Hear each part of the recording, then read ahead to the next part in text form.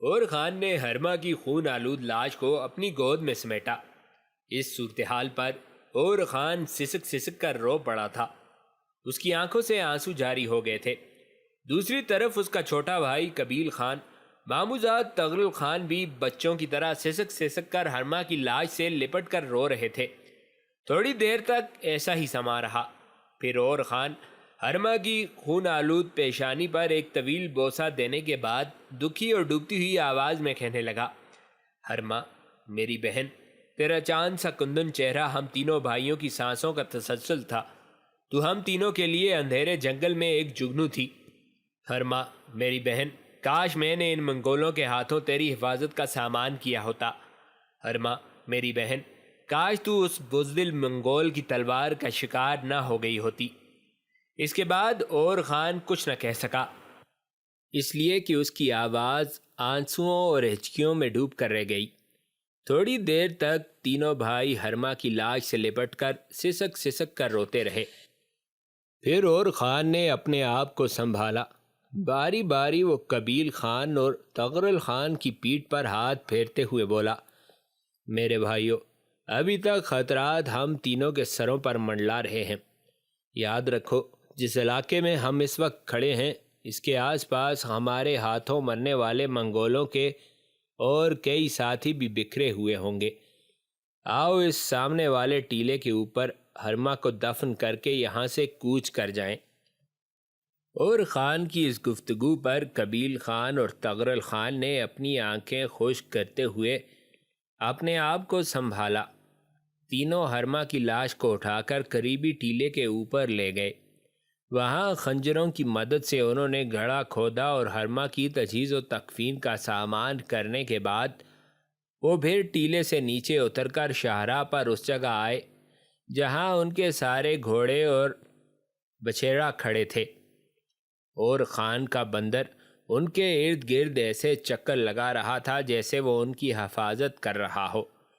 گھوڑے کے پاس آ کر اور خان نے دیکھا کہ پانچواں منگول شاہراہ کے کنارے ابھی تک چپ چاپ اپنے گھوڑے پر سوار کھڑا تھا۔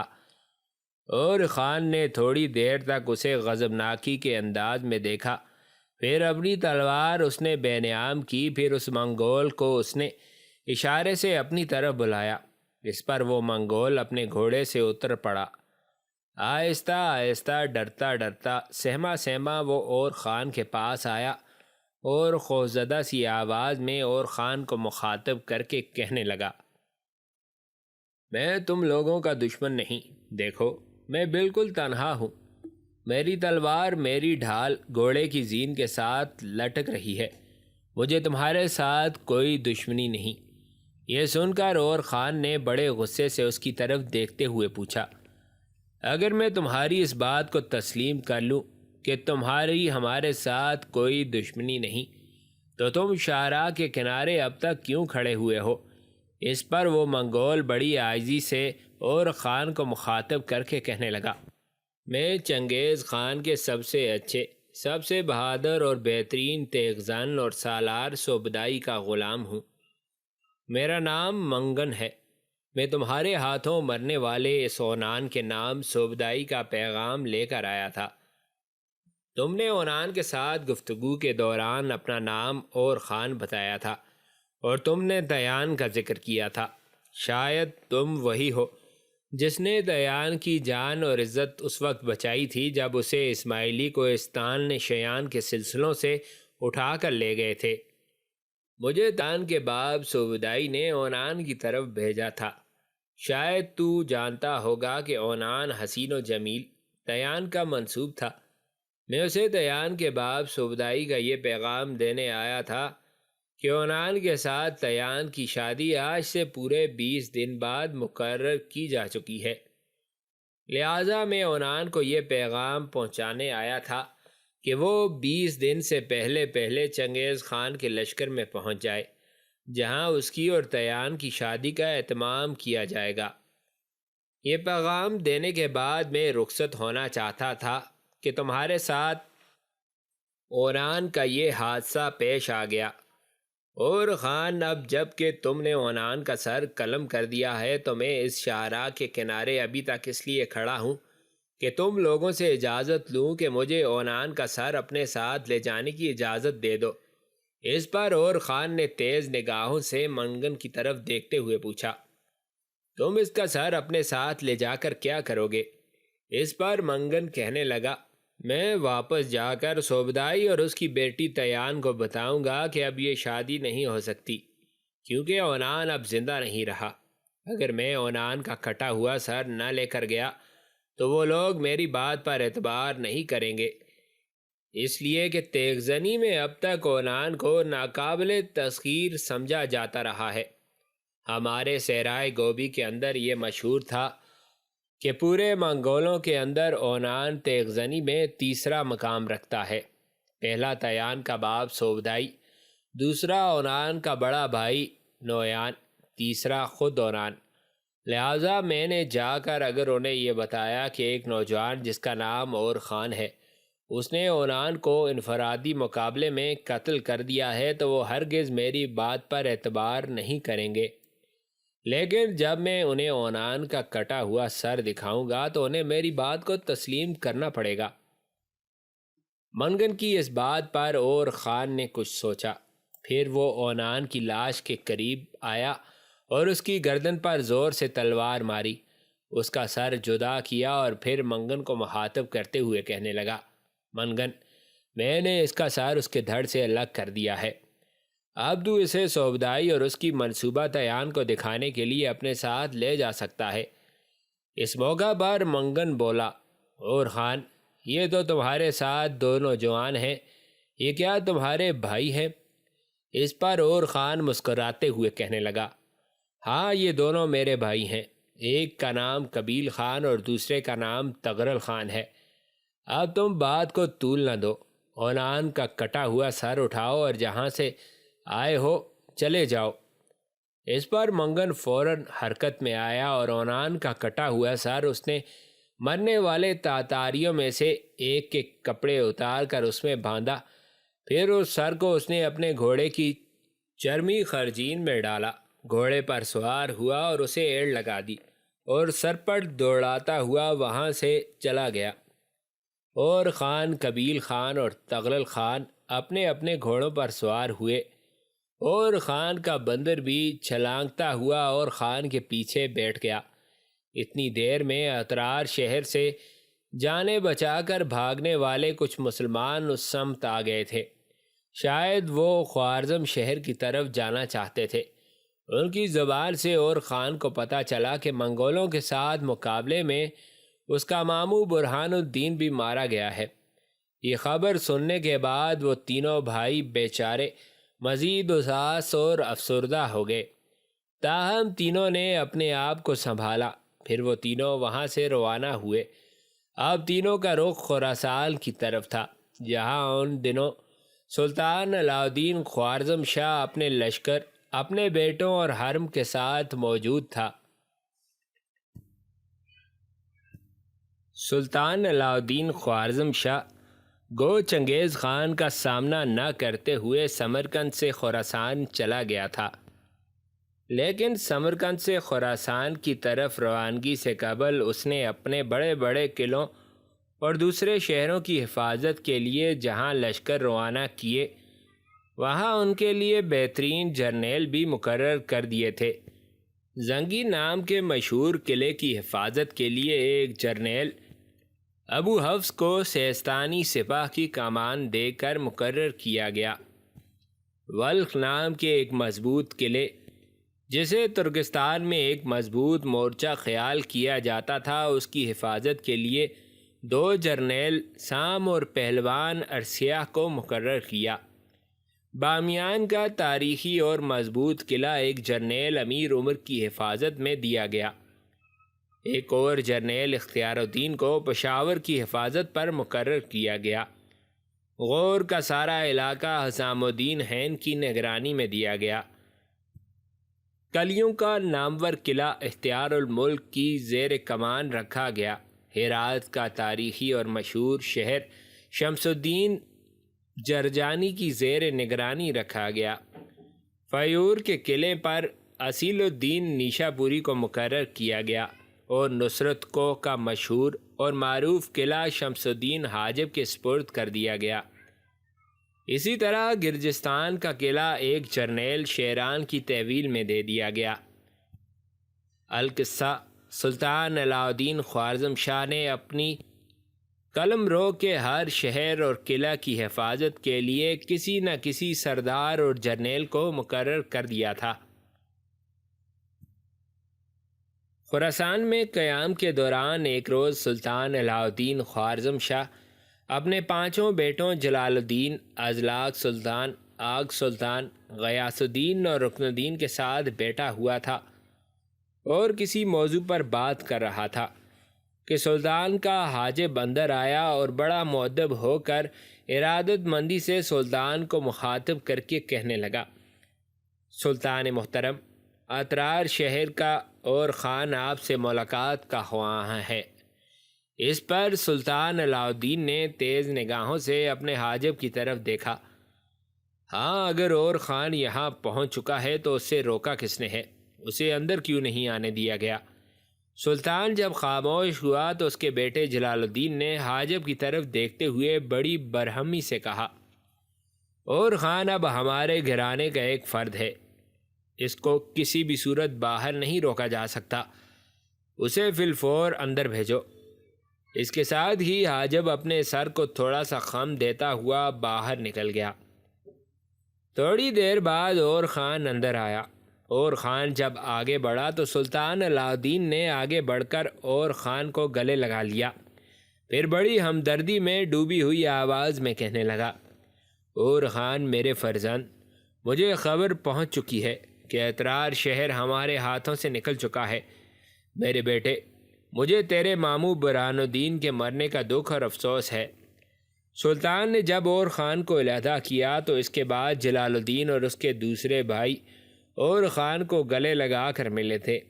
پھر جلال الدین نے اور خان کو اپنے پاس ہی بٹھا لیا اور کہنے لگا، اور خان، اترار شہر سے یہاں تک پہنچنے کے اپنے سارے حالات تفصیل سے کہو۔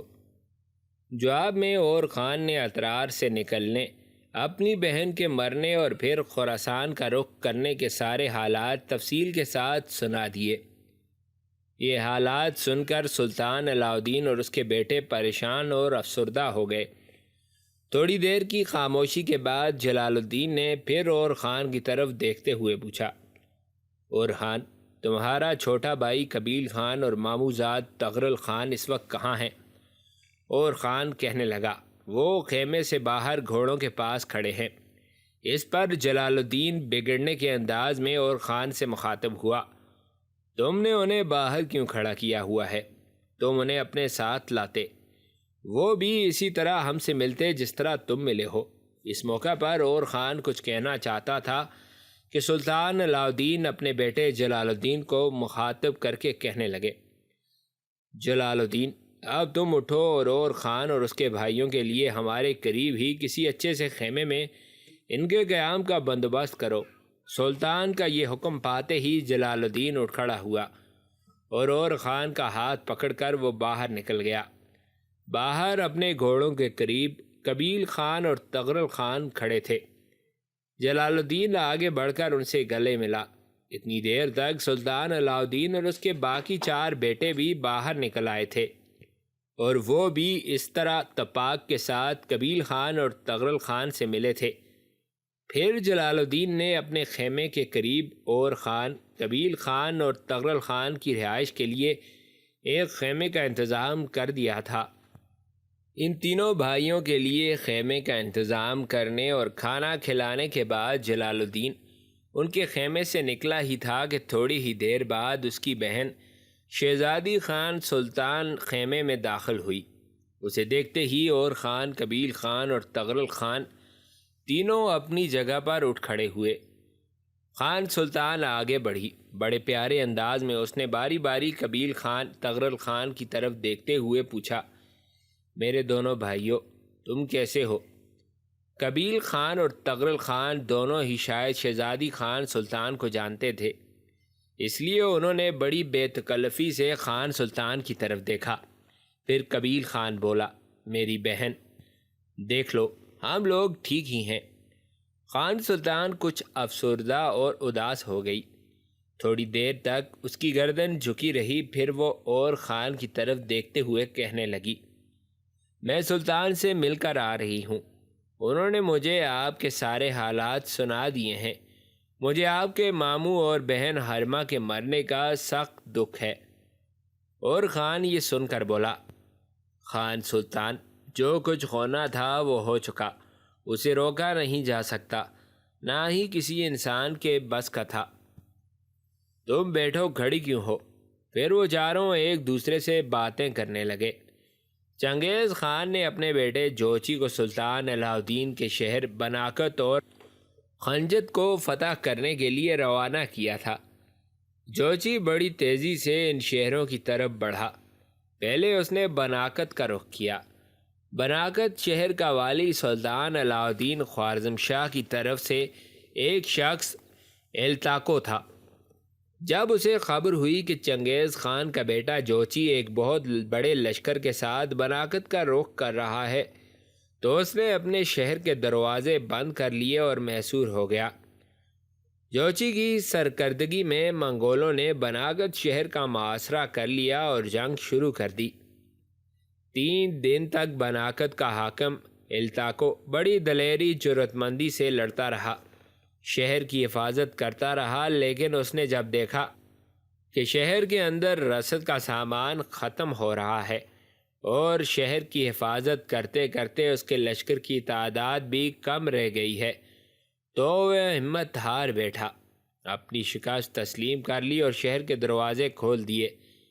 نتیجتاً شہر کے اندر جس قدر لشکر موجود تھا اسے قتل کر دیا گیا، اور جن نوجوانوں نے جنگ میں حصہ نہیں لیا تھا انہیں جبراً منگولوں نے اپنی فوج میں بھرتی کر لیا، تاکہ جہاں کہیں بھی خوارزم شاہ کے لشکروں کے ساتھ انہیں جنگ کا سامنا کرنا پڑے، انہی جوانوں کو آگے رکھ کر جنگ کی ابتدا کی جائے، تاکہ دونوں طرف سے مرنے والے مسلمان ہی ہوں۔ بہرحال جوجی نے بناکت شہر کو فتح کر لیا اور اب وہ دوسرے شہر خنجت کی طرف بڑھا۔ بناکت شہر میں چند روز قیام کر کے جوجی اور اس کے لشکری شہر کی لوٹ مار کرتے رہے، اور اس کے بعد انہوں نے خنجت کا رخ کیا۔ خنجت شہر کا حاکم ان دنوں تیمور ملک تھا، جو بڑا بہادر اور شجاع اور ایک انتہائی تجربہ کار جرنیل تھا۔ اس تیمور ملک نے دریائے جیہوں کے ایک ایسے مقام پر جہاں دریا 2 حصوں میں بٹ جاتا تھا، جزیرے کی صورت میں ایک مضبوط مورچہ اور قلعہ تعمیر کر رکھا تھا، اور یہ کام اس نے پہلے سے احتیاطاً کر رکھا تھا۔ جب تیمور ملک کو خبر ہوئی کہ چنگیز خان کے بیٹے جوجی کی سرکردگی میں منگول اس پر حملہ آور ہونے کے لیے بڑی تیزی سے پیش قدمی کر رہے ہیں، تو وہ اپنے لشکر کے انتہائی تجربہ کار حصے کو لے کر جزیرے کے اندر بنائے ہوئے اس قلعے میں محصور ہو گیا تھا۔ دوسری طرف جوجی اور اس کے لشکر کو بھی خبر ہو گئی تھی کہ خنجت کا حاکم دریائے جیہوں کے اندر بنے ایک قلعے میں محصور ہو گیا ہے۔ اسی بنا پر منگولوں نے دریائے جیہوں کے کنارے منجنیقیں نصب کیں اور ان کی مدد سے وہ دریا کے وسط میں بنے اس مضبوط قلعے پر سنگباری کرتے رہے۔ یہ سلسلہ کئی روز تک جاری رہا، پر وہ قلعہ اتنا مضبوط تھا کہ منجنیقوں کی سنگباری کے باوجود اسے کوئی نقصان نہ پہنچا۔ لوگ بیچارے مجبور تھے۔ منگولوں کا یہ حکم سنتے ہی اہل شہر باہر نکل کر کھڑے ہو گئے۔ اب منگولوں نے انہیں حکم دیا کہ قریبی کوہستانی سلسلے سے بڑے بڑے پتھر اٹھا کر دریا میں اس جگہ ڈالیں جس کی سیدھ میں تیمور ملک نے دریا کے وسط میں قلعہ تعمیر کر رکھا تھا۔ یہ حکم ملتے ہی خنجت شہر کے لوگ کوہستانی سلسلے سے بڑے بڑے پتھر اٹھا کر دریا میں پھینکنے لگے، جبکہ منگول سپاہی بڑی سختی سے ان کی نگرانی کر رہے تھے۔ یوں منگولوں نے دریا کے اندر پتھر پھینک پھینک کر دریائے جیہون کے پانی کو روک کر اس کا بہاؤ قلعے کی طرف موڑ دیا تھا۔ جس وقت منگولوں نے دریا کے اندر پتھر پھینکوانا شروع کیے تھے، تیمور ملک نے اس وقت اندازہ لگا لیا تھا کہ اگر قلعہ فتح نہ ہو سکا تو منگول دریا کے بہاؤ سے ضرور فائدہ اٹھائیں گے۔ چنانچہ اپنے اور لشکریوں کے بچاؤ کے لیے اس نے پہلے سے بڑھ کر بڑے 12 بحری جہاز تیار کر رکھے تھے، جن پر مضبوط چھتی بنی ہوئی تھی، تاکہ اگر منگول ان پر تیر اندازی یا سنگ باری کریں تو ان کشتیوں کے اندر تیمور ملک کے لشکری محفوظ رہ سکیں۔ پہلوؤں پر ان بڑی کشتیوں کی دیواروں میں سوراخ تھے، تاکہ سوراخوں کے ذریعے سے حملہ آوروں پر تیر اندازی آسانی سے کی جا سکے۔ ان کشتیوں کی چھتوں کو مٹی سے لیپ دیا گیا تھا، تاکہ کشتیوں پر اگر آگ بھی پھینکی جائے تو ان کشتیوں کو آگ نہ لگ سکے۔ دریا کا رخ بدلنے سے آہستہ آہستہ قلعے کی حالت مخدوش ہونا شروع ہو گئی، اور تیمور ملک کو احساس ہو گیا کہ اب وہ زیادہ دیر تک پناہ گاہ میں نہیں ٹھہر سکتا۔ چنانچہ اس نے ادھر ادھر سے 70 مزید کشتیاں جمع کر کے رات کی تاریکی میں اپنا سارا ضروری سامان اور اپنے لشکریوں کو 12 بڑی اور 70 چھوٹی کشتیوں میں سوار کروایا، اور کشتیوں کو اس نے دریا کے بہاؤ کے ساتھ ڈال دیا۔ تیمور ملک کا خیال تھا کہ اس طرح وہ خود اور اپنے لشکریوں کو بچا کر نکل جائے گا، لیکن منگول بھی غافل نہ تھے۔ انہیں خبر ہو گئی تھی کہ قنجد شہر کا حاکم تیمور ملک اپنے لشکر کے ساتھ جہازوں اور کشتیوں میں سوار ہو کر یہاں سے بھاگ رہا ہے، لہٰذا منگولوں نے کشتیوں کے ساتھ ساتھ دریا کے کنارے بھاگنا شروع کر دیا۔ جہاں کہیں بھی دریا کا پاٹ تنگ ہو جاتا اور کشتیاں کنارے کے ساتھ آتی تو منگول ان کشتیوں میں کودنے کی کوشش کرتے، تو تیمور ملک کے لشکری ان پر تیر اندازی کر کے انہیں پیچھے ہٹنے پر مجبور کر دیتے۔ یہ کشتیاں اور 12 بڑے جہاز جب آگے بڑھے تو تیمور ملک دھنگ رہ گیا۔ اس نے دیکھا کہ اس کے ان 12 جہازوں اور 70 کشتیوں کو روکنے کے لیے آگے جا کر منگولوں نے دریا کے بیچوں بیچ لوہے کی ایک زنجیر تان دی تھی۔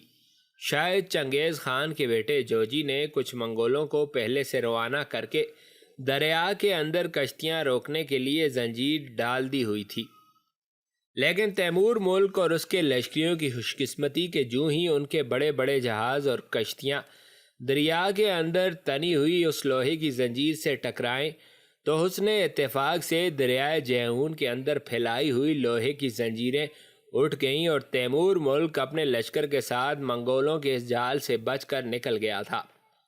لیکن منگول سائے کی طرح دریا کے کنارے کنارے کشتیوں کا تعاقب کر رہے تھے۔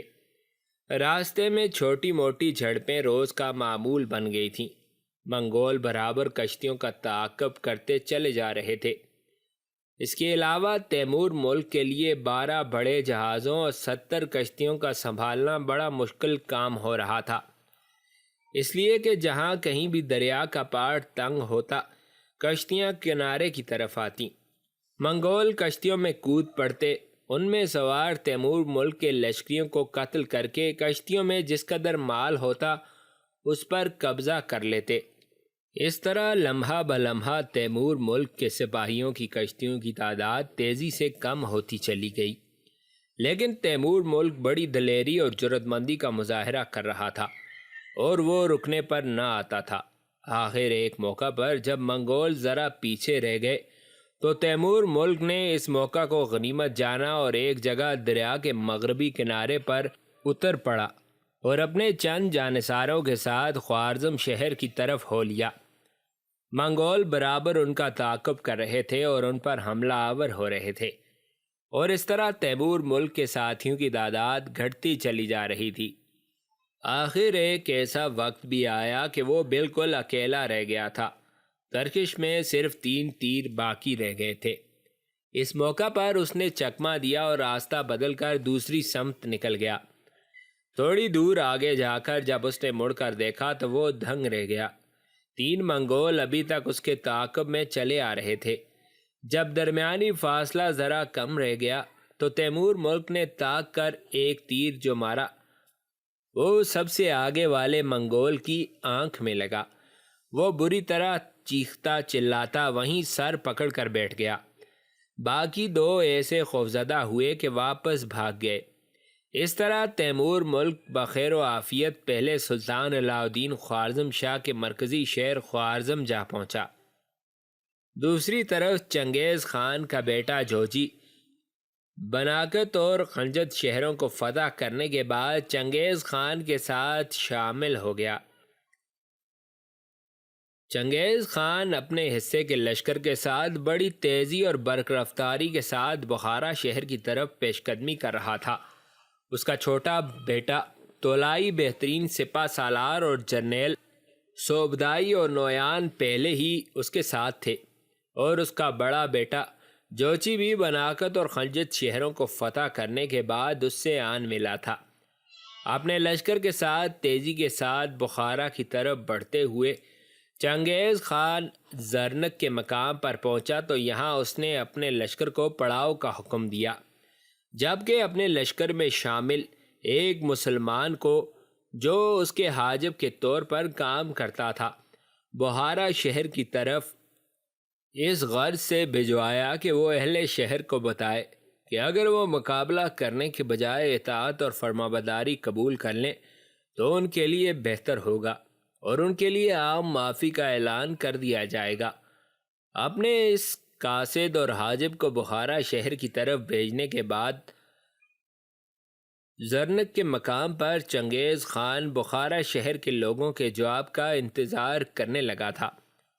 چنگیز خان نے جن دنوں زرنک کے مقام پر اپنے لشکر کے ساتھ پڑاؤ کر رکھا تھا، اس کا سپہ سالار صوبدائی ایک روز اپنے خیمے میں اپنی بیٹی تیان اور اپنے بیٹے بلداغ کے پاس بیٹا کسی موضوع پر گفتگو کر رہا تھا کہ صوبدائی کا خادم اور غلام منگن خیمے میں داخل ہوا۔ اس کے ہاتھ میں چمڑے کی ایک بڑی خرجین تھی جسے وہ مضبوطی سے تھامے ہوئے تھا۔ جو ہی وہ خیمے میں داخل ہوا اسے دیکھتے ہوئے صوبدائی خوش ہو گیا۔ پھر وہ منگن کی طرف دیکھتے ہوئے کہنے لگا، منگن، تو عین وقت پر پہنچا ہے۔ میں اس وقت اپنی بیٹی تیان اور اپنے بیٹے بلداغ کے ساتھ تمہارے اور اونان کے متعلق ہی گفتگو کر رہا تھا۔ تو اونان کی طرف سے کیا پیغام لے کر آیا ہے؟ اس پر منگن کی گردن جھک گئی، اس کی آنکھوں میں دور دور تک پریشانیاں اور افسردگیاں رقص کرنے لگیں۔ اس کی یہ حالت دیکھتے ہوئے جہاں صوبدائی اور بلداغ دونوں باپ بیٹے کے چہرے پر ہوائیاں اڑنے لگی تھیں، وہیں تیان کا چہرہ بھی پریشانی کے باعث ہلدی ہو رہا تھا۔ صوبدائی نے اپنے آپ کو سنبھالا اور پریشان کن آواز میں اس نے منگن کی طرف دیکھتے ہوئے پوچھا، دیکھ منگن، پریشانی میں گردن جھکا دینا میرے سوال کا جواب نہیں، کھل کر کہو تم کیا کہنا چاہتے ہو۔ منگن نے اپنی گردن سیدھی کی۔ ان تینوں نے دیکھا اس وقت منگن کی آنکھوں میں گہری نمی تھی جس نے ان تینوں کو اور زیادہ پریشان کر دیا تھا۔ پھر منگن پریشان کن آواز میں بولا، آقا، میں آپ تینوں کے لیے ایسی بری اور بدترین خبر لے کر آیا ہوں جسے کہنے کی مجھ میں ہمت نہیں ہے، اور نہ ہی میرے پاس الفاظ ہیں جو میں کہہ سکوں۔ صوبدائی اس کا حوصلہ بڑھاتے ہوئے کہنے لگا، کہو، میں ہر قسم کی بری اور بد سے بدترین خبر سننے کے لیے تیار ہوں۔ اس پر منگن فوراً بولا، آقا، اگر یہ بات ہے تو پھر سنیے۔ اونان اب اس دنیا میں نہیں ہے، اسے قتل کر دیا گیا ہے۔ یہ خبر سنتے ہی تیان اپنی جگہ سے اٹھی، اپنے دونوں ہاتھ کانوں پر رکھ کر وہ چیخنے لگی، نہیں، ایسا ہرگز نہیں ہو سکتا۔ اس موقع پر تیان کا بھائی بلداغ بے پناہ غصے کا اظہار کرتے ہوئے اپنے باپ کی طرف دیکھ کر کہنے لگا، میں نہیں جانتا کہ میری بہن کے منسوب اونان کو کس نے قتل کیا ہے۔ قاتل جو بھی ہے اس نے اونان کو قتل کر کے ہماری پھولوں کے دف بجاتی بہار کو ویران لمحوں کے ماحول میں تبدیل کر کے رکھ دیا ہے۔ جس نے بھی اونان کو قتل کیا ہے اس نے ہماری قبائے گل شکن اور خواہش کے تراشے بدن خاک خاک کر دیے ہیں۔ اونان کا قاتل چاہے آسمان میں جا چھپے یا زمین کی پاتال میں اتر جائے، میں ہر حالت میں اسے قتل کر کے اونان کا انتقام ضرور لوں گا۔ بلداغ کی اس گفتگو کے بعد تھوڑی دیر تک خیمے میں خاموشی طاری رہی۔ اس کے بعد صوبدائی بولا اور اپنے غلام منگن کو مخاطب کر کے پوچھنے لگا، منگن، کیا تو جانتا ہے کہ اونان کو کس نے اور کہاں قتل کیا؟